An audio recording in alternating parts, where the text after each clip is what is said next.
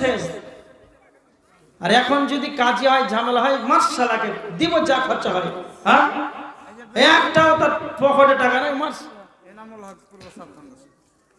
ও ইনামুল হক 200 টাকা দান করেছে। আচ্ছা, আপনাদের সম্মুখে চাদর গিয়েছে, এই চাদরে যদি টাকা না থাকে হাত দিয়ে বলেন যে আল্লাহ আমাকে তো ফকির করেছেন, তা একটু বরকত দিয়ে মাদ্রাসাতে হাত দেন। হ্যাঁ, আজ ছেলেরা আস্তে আস্তে যাও, সবার কাছে এলাম। আশ্চর্য একটা এলাকায় এলাম যে 5 টাকা বের হচ্ছে না জি। আরেকজন এনামুল 200 টাকা দান করেছে, আল্লাহুম্মা সাল্লি আলাইহি আল্লাহুম্মা বারিক আলাইহি। আরেকজন 500 টাকা বেনামিতে। আল্লাহ নবী বলছেন, যে ব্যক্তি দান করবে, ডান হাত দান করবে, বাম হাত জানবে না। ওয়ারাজুলুন তাসাদ্দাকা বিসাদাকাতিন ফাআফাহা। কিয়ামতের দিন আল্লাহর নবী বলেছেন, আবু হুরায়রা বর্ণনা করেছেন, কিয়ামতের দিন কোনো ছায়া থাকবে না। সাবাতুন ইউযিল্লুহুমুল্লাহু ফি যিল্লিহি ইয়াওমা লা যিল্লা ইল্লা যিল্লুহু। বেনামি ওমর আলী 200 টাকা, আরেকজন বেনামিতে 500 টাকা। আল্লাহুম্মা সাল্লি আলাইহি আল্লাহুম্মা বারিক আলাইহি। চাদরে কিন্তু কেউ ফিরিয়ে দিয়ে না, চোর হাত করে আমি বলছি যে আপনাদের কাছে যদি একটা টাকাও যদি থাকে তাহলে আপনি চাদরে অংশগ্রহণ করেন, দিয়ে একটু দোয়া দেন। যদি না থাকেন দোয়াটা দেন যে আল্লাহ এরা মাদ্রাসা খুলেছে, এদের উদ্দেশ্য আল্লাহ তুমি তাদের এই উদ্দেশ্যের পূরণ করো। আর আপনি মাদ্রাসার জন্য দোয়াটা দেন। এবার দেখেন আরেকজন 500 টাকা, আরেকজন মহিলাদের প্যান্ডেল থেকে নাকি, আর মহিলাদের চাদর পাঠান। মহিলারা সব জায়গাতে দান দিতে বেশি পারে। মহিলারা আপনারা কান করে শোনেন, আল্লাহ রাসূল সাল্লাল্লাহু আলাইহি ওয়াসাল্লাম ঈদের সালাতের পর মহিলাদেরকে উদ্দেশ্য করে আল্লাহ রাসূল বলছেন, মহিলারা তোমরা বেশি বেশি করে দান করো। কেন? যে আমি দেখলাম যে জাহান্নামের ভিতরে মহিলারাই বেশি।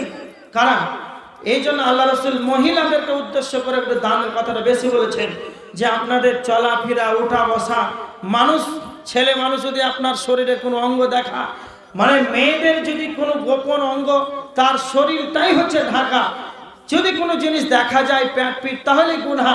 এই জন্য মহিলাদের চলাফেরাতে সবার সর্বদা এদের গুনাহ বেশি। আপনারা কেউ উঠাউঠি করেন না?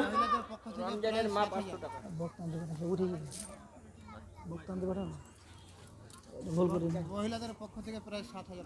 মহিলাদের প্যান্ডেল থেকে প্রায় 7,000 টাকার অধিক দান এসেছে।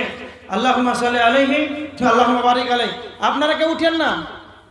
আমাদের সম্মুখে এই মুহূর্তেই চলে আসছে মাওলানা আব্দুল শুকুর ভোজপুরি, আপনাদেরকে অনেক গজল শোনাবেন, আপনাদের সম্মুখে বয়ান করবেন। পূর্ণিয়া থেকে আগত প্রধান আকাঙ্ক্ষিত বক্তা। মহিলাদের প্যান্ডেল থেকে আরো 200 টাকা। জি, তোমার নানি। আল্লাহুম্মা সাল্লি আলাইহি আল্লাহুম্মা বারিক আলাইহি। ওকে মুমিন ভাই হইলা রে তোর বিদায় বালার পালারে।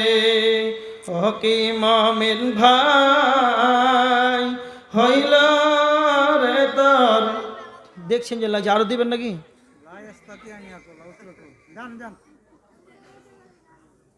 আচ্ছা, হ্যাঁ, নেকি পেয়ে লিছেন, নেকি হয়ে গেছে। হ্যাঁ, ওকে মুমিন ভাই হইলা রে তোর বিদায় বালার পালারে। ডাকছে রে তোর খেয়ার মাঝি, ওমর মাঝি আমার নবী কামলিওয়ালা রে।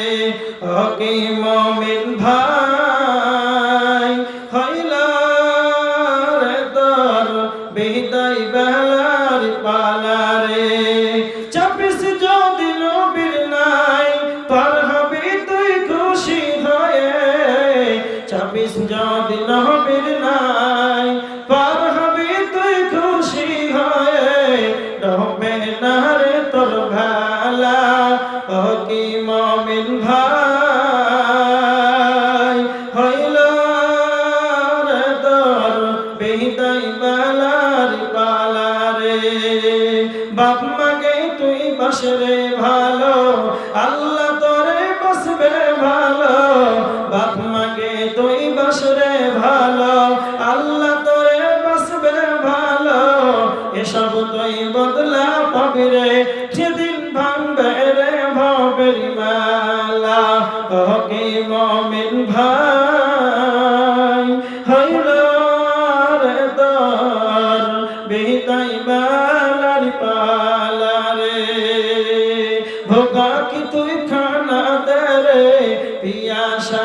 পানি ভোকা কি তুই খানা দে রে পিয়াসা কে পানি এসব তুই বদলা পাবি রে যেদিন ভাঙবে রে ভবের মালা হকি মুমিন ভাই হইল রে তোর বিদায় বেলার পালা রে। আপনাদের মাদ্রাসার জলসা এইরকম ভাবে যদি কালেকশন হয় কি করে হবে? আপনাদেরকে বলছি জোড়হাত করে 5,000 টাকা একটা মোটা কালেকশন হয়, 1,000 টাকা কেউ দিতে পারলো না এখন পর্যন্ত। একটা আফসোসের বিষয়। হ্যাঁ না, সব আগে হয়ে গেছে বলেন, আগে হয়ে গেছে নাকি? 5,000 তো সবাই দিয়ে দিয়েছে না? 5,000 চেয়েছে। এই দেখেন হ্যাঁ হ্যাঁ মেম্বার সাহেব বেনামিতে নাম বলছে না, শুধু মেম্বার বেনামিতে 5,000 নাকি? হুমায়ুন কবির 5,000 করে দিয়ে আপনার আর বেশি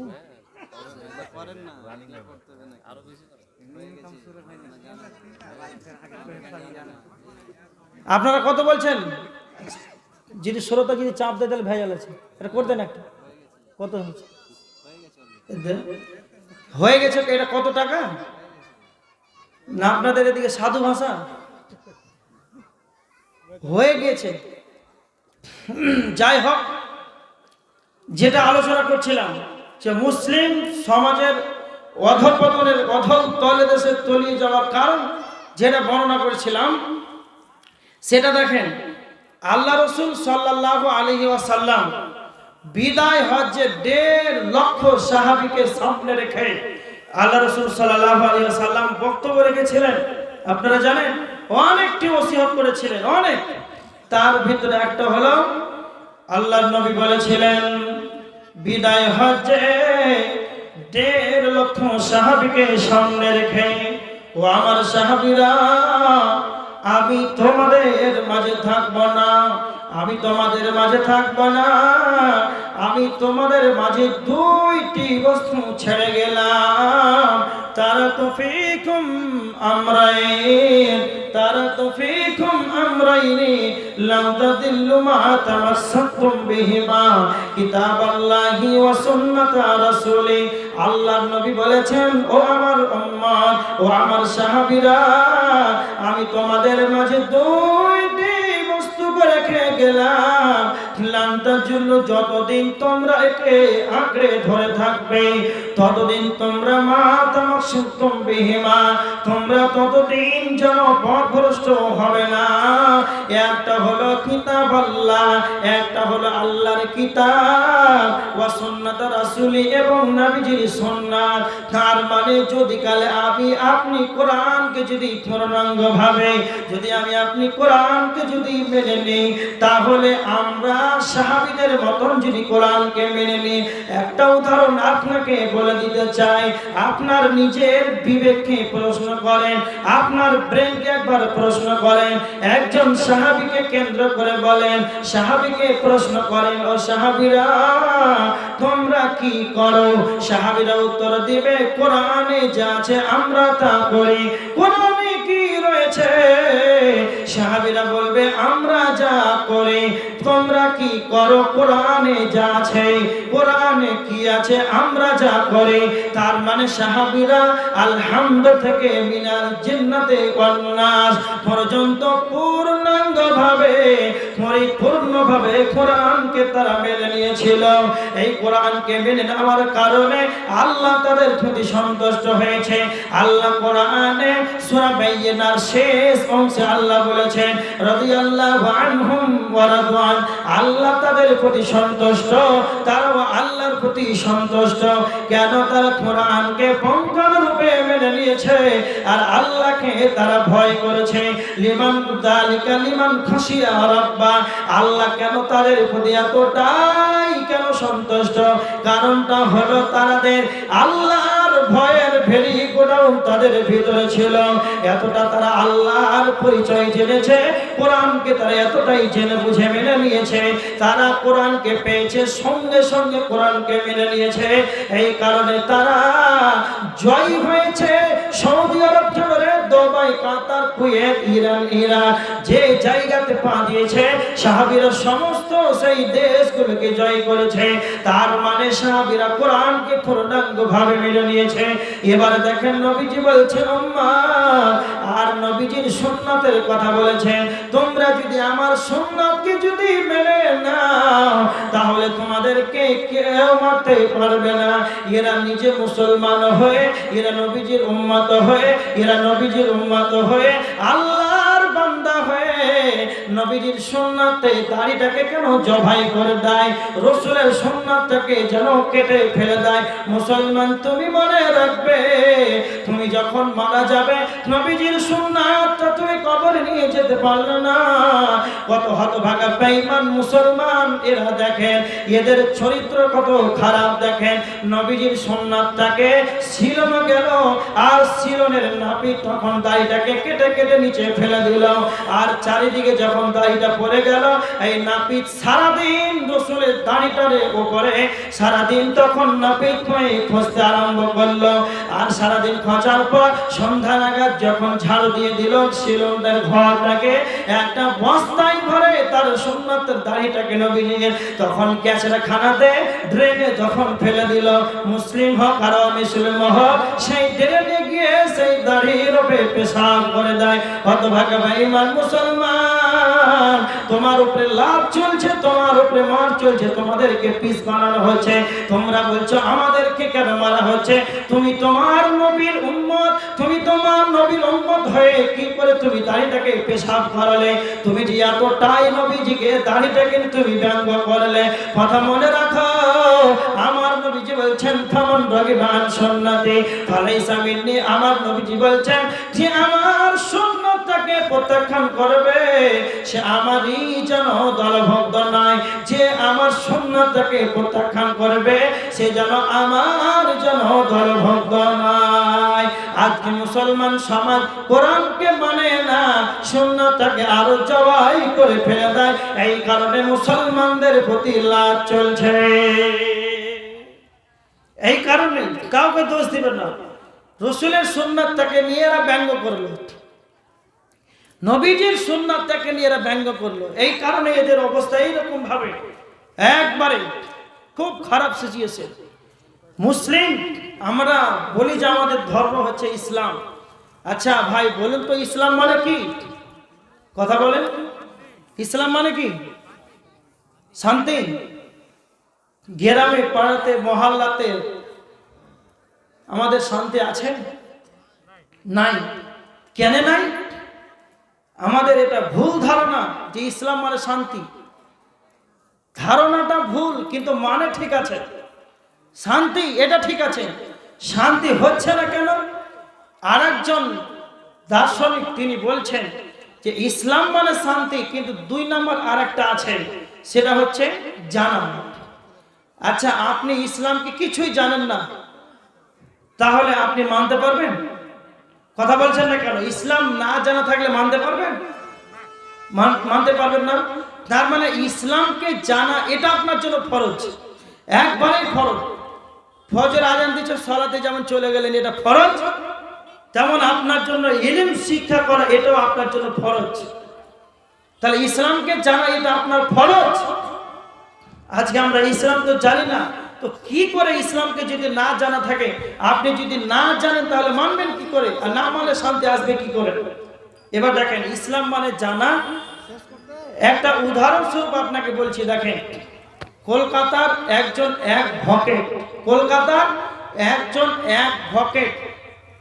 উকিল, তিনি ছিলেন খ্রিস্টান, মুসলিম হয়েছেন তিনি। কলকাতায় এসেছিলেন। কলকাতায় একটা গ্রাম আছে কলুটোলা গ্রাম, কলুটোলাতে তিনি এসেছিলেন জমাতে, যেমন জমাত মসজিদে জমাত আছে। এই জমাতে যখন এসেছিলেন রমজান মাসে, মসজিদের ভিতরে বসে আছেন, আর রমজান মাসে বৈকাল টাইমে আসরে সালাত আদায় করে একটু ঘোরাঘুরি করে দেখতে যাই শহরগুলো। তো দেখছেন কলুটালা গ্রামটা সব মুসলিম, সবই মুসলিম। আর সেই মুসলমানের ছেলেরা চা খাচ্ছে দিনের বেলাতে, লুডু খেলছে, ক্যারাম বোর্ড খেলছে, এরা মুসলমানের ছেলে। এক ভকেট দেখে মাথা নষ্ট হয়ে গেল, আরে মুসলমানদের গ্রামে আমি এসেছি আর তারা ক্যারাম বোর্ড খেলছে, তারা লটারি কাটছে, চা খাচ্ছে, এটা কি করে হয়? সেই এক ভকেটারে মাথা কিন্তু চঞ্চলময় হয়ে গেল। আর হলো কি, তখন মসজিদে এসে শুয়ে আছে, খুব চিন্তা, গভীর চিন্তাতে পড়ে আছে। তখন একজন আলেম গিয়ে বলছে, অ্যাডভোকেটার সাহেব আপনার শরীর অসুস্থ, কি হয়েছে আপনাকে? তিনি বলছেন যে আমার একটা প্রশ্ন আছে। প্রশ্নটা হলো যে আমরা নতুন মুসলমান, তাই আমাদের উপরে সিয়াম আর সালাত ফরজ, আর যারা পুরাতন মুসলমান তাদের উপরে কি সালাত সিয়াম ফরজ নয়? তার প্রশ্নটা ঠিক না ভুল? কি বলছেন আপনারা? তার প্রশ্নটা ঠিক না ভুল? তার প্রশ্নটা ঠিক। বর্তমান এরকম সিচুয়েশন হয়েছে যে মুসলমান, জন্মগত মুসলমান সালাত আদায় করে না, রোজা রাখে না। তখন এক ভকেটারকে একজন আলিম বলছেন, ও এক ভকেটার সাহেব, আপনি খুব সুন্দর প্রশ্ন করেছেন। একজন আলিম জ্ঞানী মানুষ এক ভকেটারকে উত্তর দিচ্ছেন, বলছেন, ও এক ভকেটার, যারা দিনের সময় চা খাচ্ছিল, সিয়াম পালন করে নাই, সিয়াম পালন করে না, সালাত আদায় করে না, এরা হলো বাই চান্স মুসলমান। আর আপনি হলেন বাই চয়েস মুসলমান।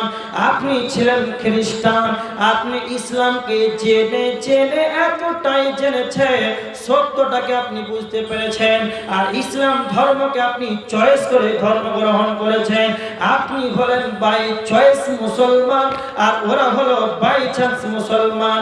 এরা বাই চান্স হয়ে গিয়েছে, ওর আব্বা ছিল মুসলমান, ওর দাদা ছিল মুসলমান, ওর 14 গোষ্ঠী মুসলমান, তাই ওরা নামের মুসলমান।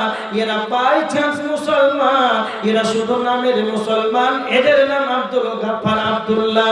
কথা মনে রাখবেন, একটি হাদিস, মিশকাত শরীফের হাদিস, আলী রাদিয়াল্লাহু তাআলা আনহু তিনি বলেছেন, আল্লাহর নবী বলেছেন, ইউশাকাইয়াতি আলান নাসি জামানুন, আল্লাহ নবী বলেছেন এমন একটা জামানা আসবে রে, এমন একটা যুগ আসবে, এমন একটা জামানা আসবে, লা ইয়াবকা মিনাল ইসলামি ইল্লা ইসমুহু, ইসলামটা থাকবে কিন্তু নামের, ইসলামটা শুধু থাকবে এটা নামের।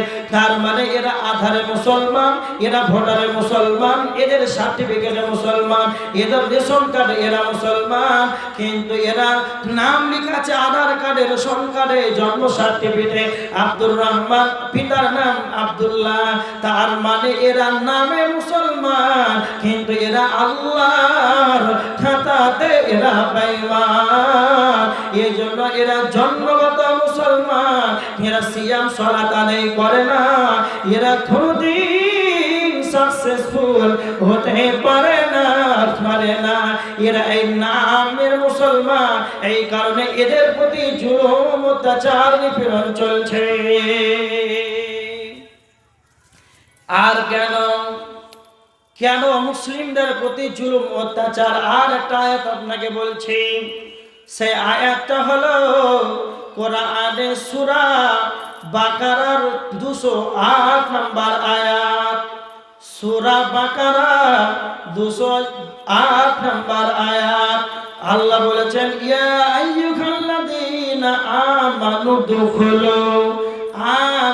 দুখুলু ফিস সিলমি কাফা, হে ঈমানদারগণ, তোমরা পরিপূর্ণভাবে ইসলামের ভিতরে দাখিল হয়ে যাও, তোমরা ইসলামের ভিতরে পূর্ণভাবে অন্তর্ভুক্ত হয়ে যাও। আজকে আমরা পূর্ণাঙ্গভাবে মুসলমান যেন ঢুকতে পারিনি। কেউ দাড়িটা ছেড়েছে, কেউ নামটা লিখেছে আব্দুর রহমান, সে পশ্চিম কালে 5 ওয়াক্তের নামাজ পড়ে না। কেউ আছে আটকে খাটকে 360 8 দিনে জুমাতে যাবে, আর খাটিয়াতে যখন লাশ যাবে কবরস্থানে গেছে জানাজার সালাত আদায় করবে, আর 360 দিনে দুইটাই হবে। ঈদুল ফিতর আর ঈদুল আজহা, এই দুইটা ঈদে তারা সালাত আদায় করতে যাবে।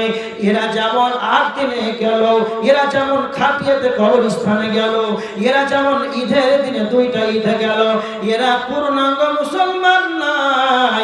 যারা এরকমটা করবে, আল্লাহ সুবহানাহু ওয়া তাআলা কোরআনের ভিতরে বলেছেন, যারা আমার কিছু অংশকে মেনে নেবে আর কিছু অংশকে ছেড়ে দিবে, এদেরও কঠিন শাস্তি রয়েছে। এর প্রমাণ আল্লাহ সুবহানাহু ওয়া তাআলা কোরআনে সূরা বাকারার 85 নম্বর আয়াতের ভিতরে আল্লাহ বলেছেন, যারা অর্ধেকটাকে মেনে নেবে আর অর্ধেকটাকে ছেড়ে দেবে, তাদের কঠিন শাস্তি পৃথিবীতে রয়েছে। এর প্রমাণ আল্লাহ বলেছেন, আফাতুমিনুনা বিবাদিল কিতাবি ওয়া তাকফুরুনা বিবাদ, যারা কিছু অংশকে মেনে নেবে, কিছু অংশকে ছেড়ে দেবে। ফামা জাযাউ মান ইয়াফআল যালিকা মিনকুম, যারা এরকমটা করবে, ফামা জাযাউ মান ইয়াফআল যালিকা মিনকুম ইল্লা খিজিয়ুন ফিল হায়াতিদ দুনিয়া, এদের দুনিয়াতে দুর্গতি ছাড়া এদের কিছুই নাই, এদের দুনিয়াতে দুর্গতি ছাড়া এদের কিছুই হবে না। ওয়া ইয়াউমাল কিয়ামাতি ইউরাদ্দুনা ইলা শাদ্দিল আযাব, দুনিয়াতে এদের শাস্তি রয়েছে এটাই নয়, ওয়া ইয়াউমাল কিয়ামাতি ইউরাদ্দুনা ইলা শাদ্দিল আযাব, এদের কিয়ামতের দিনও তাদের শাস্তি রয়েছে। কিয়ামতের দিনও এদের শাস্তি রয়েছে, কঠিন শাস্তি। যেমন আপনাকে বলছি কেমন শাস্তি, আল্লাহ সুবহানাহু ওয়া তাআলা বলছেন,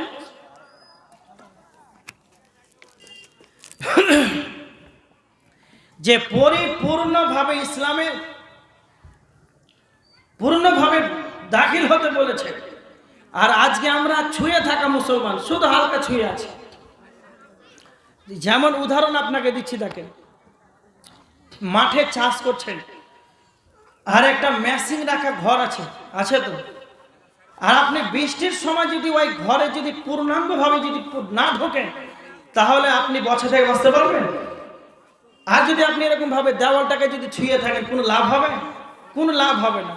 ওই রকম আজকে আমরা শুধু ইসলামটাকে ছুঁয়ে আছি। কেমন ছুঁয়ে আছি?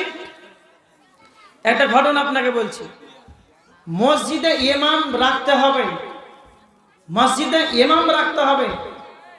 ইমাম মসজিদে যে হবে যেন যোগ্যতাপূর্ণ ইমাম হয়, যোগ্যতাপূর্ণ।